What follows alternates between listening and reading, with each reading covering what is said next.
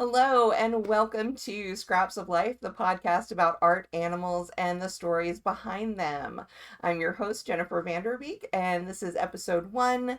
It all started with a giraffe. Now, obviously, that is a play on the Disney comment of it all started with a mouse. The reason why I'm riffing on that is because my first sculpture for the Patch Menagerie, what would become the Patch Menagerie, was Gerald here, Gerald the Giraffe. And it really did start with him in a modern sense, but there's, of course, more to the story. When I say it goes back farther than a giraffe, the giraffe came along in 2021. But before that, there were bears. And in fact, when I was in high school, I had a dream. I don't even think I told anyone this dream. It might have, I think it was mostly a secret just for myself. But I wanted to design for Boyd's Bears. Now, I don't think Boyd's Bears exists anymore. I think the company has gone under and, all shut down. They're not making them anymore. But for those of you who don't remember, Boyd's Bears was this company that produced stuffed animals, wall hangings, home goods, resin figures, and there were a lot of different animals portrayed, but primarily, as the name would imply, there were bears. And these bears were sometimes very homey, sometimes like in the garden, sometimes this, sometimes that, but they also had a lot that were very like cute and punny. And I love a good pun, especially a visual pun. Like I love when we can portray puns visually. So I had this dream that I thought it would just be the coolest job in the world to get to design for a company like that. So I would sit at this hand-me-down drafting table that I think work had gotten rid of, and so Mama had brought it home for me to use like as a desk because she knew I like to draw and stuff like that. And I would sit there and I would draw little bears and I'd give them little punny titles. And I tried at times to make some clothing for like a small, say like 8-inch stuffed bear I had, and just kind of got a start kind of drafting clothing and sewing it for the bears. But that wasn't it. I didn't even know where to start. I had no idea where I could go with a dream like that. So it just kind of, it was one of those dreams that stayed a dream. Fast forward from the early 90s when I was dreaming of designing for Boyd's Bears, we come to the 20 teens, and I was finally sitting down and trying to figure out how to make my own stuffed figures. I went through various iterations. I was like, no, I came close to a facial structure that looked more like a pig. Not what we were going for. I was trying, and then I would set it down and I'd work on a different project, and then I'd pick it back up, and it was going and going, but I wasn't getting to where I was happy with it, and I'm like, I don't know what to do about this face. So here we are. I am at my girlfriend's place. It's late. We've gone to bed, and I'm laying there, and in that liminal space between wake and sleep, we all know that spot, right? That little fuzzy area between we're not really awake, but we're not fully asleep yet. This guy popped into my head, fully formed as Athena from the mind of Zeus. I could see him in my head. I could see the yellows and brown fabrics patchworked together. I could see the glass beads for his knobby knees and the way he sat. And I could see his head made of clay. And I was like, that is the answer. That is where I start. And because it was late at night and I wasn't at my own home, and And I did not want to lose this thread of inspiration, this dream state or semi dream state thought. I grabbed my phone and typed it all out in this like jumble stream of consciousness paragraph. And then the next day when I went home, I got started on him. I started patterning the body. Well, actually, no, I started with the head, which is made of air dry clay. And I no longer use air dry clay for the heads because wow, is it fragile. I loved working with it, but it wasn't the best choice because it is so fragile and it's heavy. The probably his head is like one of the heavier parts on him. And then it presents some logistical challenges. It also gives me anxiety every time I have to like move him from one location to another. Like I can hold him and stuff, but putting him in the car and transporting him somewhere, I worry.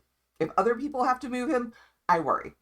And in fact, he needs a little bit of ossicone repair here, as one of them did get chipped. Now, something that people love to notice is his eyelashes. He has he has very full, long, lush eyelashes. And the reason for that is because giraffes have very full, long, lush eyelashes. It's to shade their eyes. It is doing what eyelashes exist to do. And they are actually like false lashes that I embedded into the clay as I was forming his head. He's got his tongue sticking out. Oops, let me bring him in. He's got his tongue sticking out and kind of licking his chops there. And that tongue, for those of you who are unfamiliar with giraffe anatomy, is dark. And that is so that their tongues don't get sunburned as they're using that prehensile tongue or very mobile tongue to strip leaves off of the trees where they feed. He's fully jointed because as a kid with the bears, I learned about Steiff bears and the Steiff company, a German toy maker, and how they were made. And I just thought that it was really cool how you could like have the toys that were jointed and everything. And so I like the idea of having the visible button joints on him. And then he is decked out in various beads and other embroidery. If you're watching this, as I suggest you do, on YouTube or even Spotify, you'll be able to see the video feed for this podcast, and you'll be able to see exactly what I'm talking about in this episode. If not, follow the link in the show notes to jennifervanderbeek.com, and if you click on the Patch Menagerie, you can see all of the collection so far, and including pictures of Gerald the Giraffe. Gerald was named, by the way, by some friends that I was on like a Zoom call with when I was working on his head. They insisted that his name be Gerald, and I said, okay, that's fine. He didn't seem to have a problem with it, and I'll talk about their naming of the animals as we go on. But yeah, so yeah, Gerald is my first sculpture.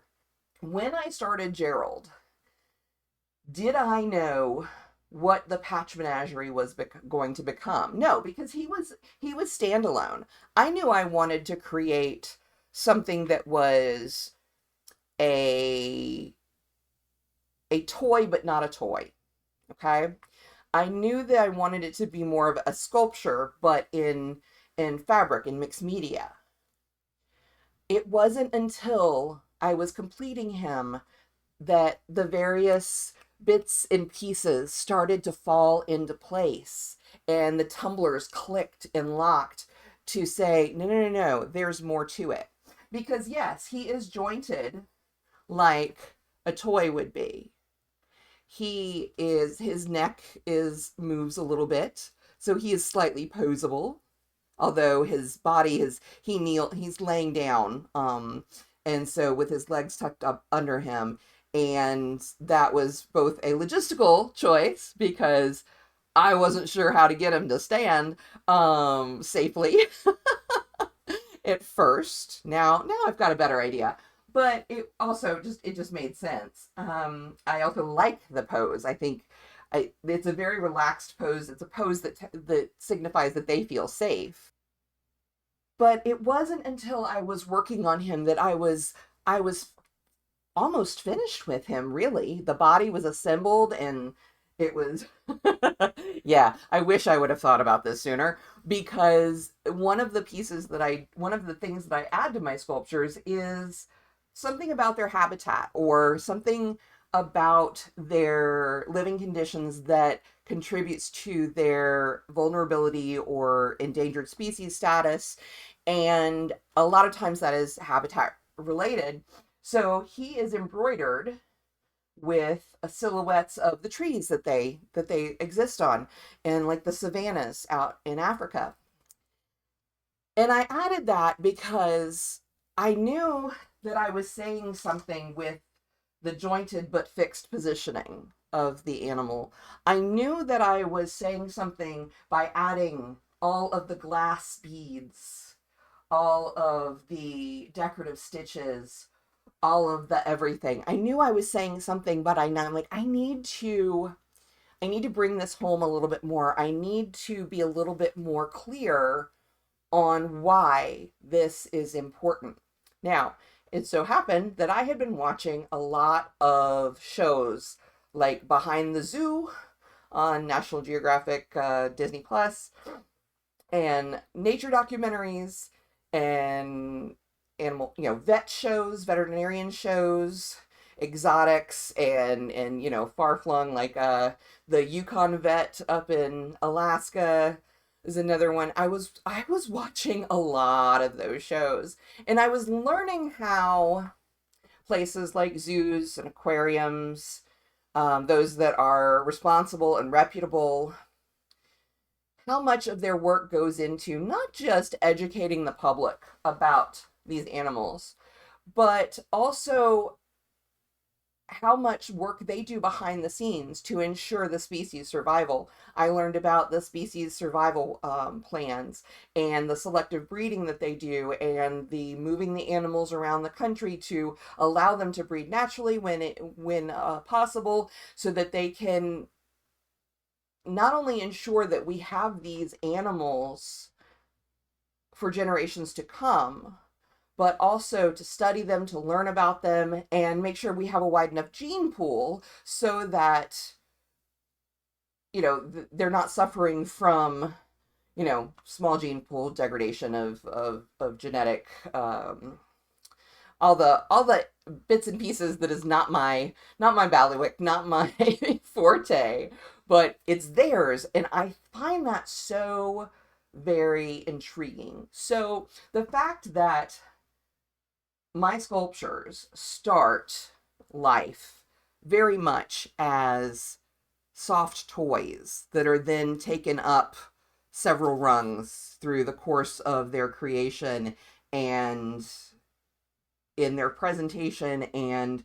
the research that goes into them, um, is meaningful, because when we learn about animals, it might be in a picture book, it might be from a stuffed toy, it might be from something that is juvenile or aimed at younger kids, and that is how we are taught to care.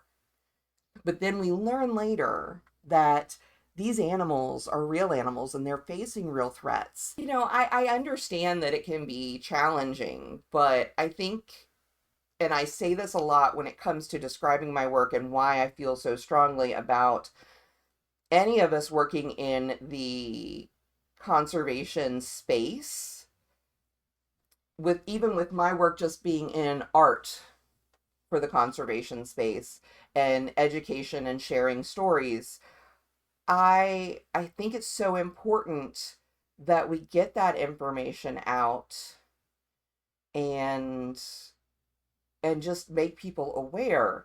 And we are the stewards of this world. We are the so-called higher life forms. We are the ones who can use tools and are making these decisions that impact their, and by there I mean animals, habitats, and ecosystems, and lives. And I think that as human beings, we have a greater responsibility, not just to ourselves, but to other people, to the planet, and to the animals that inhabit it, to make sure we're doing right by everybody. And I know that that's tough. I understand that. But I don't think that we can put ourselves above, because otherwise, and we'll talk about this about future pieces, we end up with situations where they're the literal canaries in the coal mine as the world is facing so many challenges. Let's talk about challenges. First of all, did you know that giraffes are considered endangered? One thing that I learned as I researched, because do a lot of research on these projects as I'm working on them, because these aren't quick projects. Wow, are they not quick projects? Obviously, they take time. This is not a quick art. The stitching alone, the hand beading, the embroidery, all of it. It takes time. It takes a lot of time. And I I like the time. I like the time invested because, again, that is placing importance into the work, because time is one of those things that we only get so much of. So if I'm investing my time in this, I think it's important, right? But one of the things that I do is I do a lot of research, either once I've gotten into an idea or a project, or beforehand. A lot of time these days it's beforehand because I have a clearer picture. When it came to Gerald, the research was ongoing while I worked on him, and he's gone through not a couple of iterations, but he started out, he did not have his platform, his base. He there were a few things that I did change over time about him to make him a little bit more gallery ready, if you will. um but I learned that, contrary to my understanding, that there's more than two types of giraffes out there. I thought there were only two types, the reticulated and the Maasai. Those were the only two that I'd ever heard of. Apparently there's 9 subspecies. That kind of blew my mind. And then I found out that what's going on with giraffes is what they consider kind of a silent extinction, because there are these pockets of giraffes, and they, it's like a gradual kind of thing. It's not like a cataclysmic anything, but they're being driven out of their areas, out of their home, their habitats, mostly by human development and encroachment into where they live. And, when we take over their habitats, clearly, I mean, obviously that makes it tougher for them. There's only so much space to go around, right? Also, with the climate change that's going on, obviously that affects growing seasons and water availability, and all of those things. But mostly it's habitat loss. They are losing their habitats. And so there are some subspecies that are more endangered than others. And again, on my website, on the page about the Patch Menagerie, I do have links to the to relevant facts, relevant facts and information. And so I urge you, if you are interested in knowing more about the plight of the elephants in particular, to go check some of those out, or maybe do some of your own research. But also, I there's a book that I highly suggest, and it's a fascinating read. It is based on fact. It is fictionalized, but it is based on factual events, and it's called West with Giraffes. And it is the story of the first pair of giraffes that came to the United States in the 20s, during the Depression, during the Dust Bowl era, and their trek from New York, where they came into the port of New York or wherever, and getting all the way across the country to San Diego, I believe it was. And it is a fascinating book, but wrapped around this based on true events story is also the concept that in this version of the world, there's a gentleman, and the opening scenes are, there's a gentleman, he's in a nursing home, and there is a news report saying that the last remaining giraffe has died. And that spurs him to write down his memories of this trip, from when he was younger. And it's a beautiful story. It's a heartbreaking story at times, but it is a beautiful story. And so I definitely urge you to read that if you like a good animal related story. It's just fascinating. And there are snippets of like news headlines and reports that are in there. So yeah, I definitely say check that one out. Again, I will put it in the show notes. But yeah, so Gerald was who started it. This was my first sculpture. And at the time, I did not know what would happen next. Honestly, I completed him and I was very proud of him. And I showed pictures to a couple people and they're like, wait, what? Wow. And the response was good. And I entered it into a local collective show here in my hometown, or my adoptive hometown, um, in our annual collective show. And I got really good feedback from the executive director. And when I talk about like those tumblers starting to click and things starting to gel, I am I am not going to say that art exists for art's sake alone, or rather that that is a negative or an untruth. Art exists for many reasons. But as an artist who has spent a lifetime trying to figure out where she fits in the art landscape and where the medium is and what the message is, to have that feedback, to see that response, that was very literally the conversation of that is art, and it meant so much to me. So I thought, what else can I do with this? And that is what started the Patch Menagerie. That is what led to the collection of 10 works that were on display this past summer, almost a year ago now. Yeah. And to say that this collection, I don't know, it sounds lofty to say that this collection changed my life. But really, I I think it did. It has given me a firm direction as far as why I create art, being able to share so many different things, so many different meanings and thoughts, and getting people to go, huh, wait, what is that? How did you do that? Or so it gives me the opportunity to share, just like this podcast. And that has been my goal for, I don't know how long, at least since I started my blog in 2003, so we're talking over 20 years. I have always wanted to, I love information. I have always wanted to not just gather information for myself, but be able to turn around and share that with others. And art is giving me that opportunity, and it has given me in this collection these sculptures and wall hangings and mixed media paintings. They have given me the opportunity to do what I love so much, which is share information and feel like it actually matters and makes a difference. Because not everybody has their news feed tuned to send them information about, the next new article about an endangered species or an animal plight or things of that nature. Not everybody has that bandwidth, literally and figuratively, right? But I do. That's my special interest, and that's what I can do to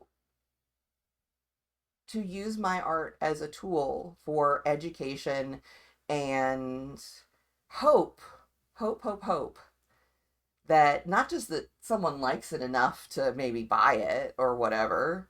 I mean, yeah, that's always nice, don't get me wrong, but takes the stories of the animals to heart. That's really my goal. is that it gets people thinking and helps people become more aware of what's going on out in the world in the places that are far distant from us.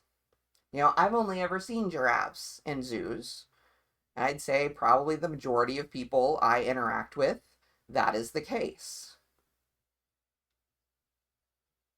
And I just think it's so important that, we give them and all the other animals a chance to be a part of this world and not edge them out, mile by mile, acre by acre.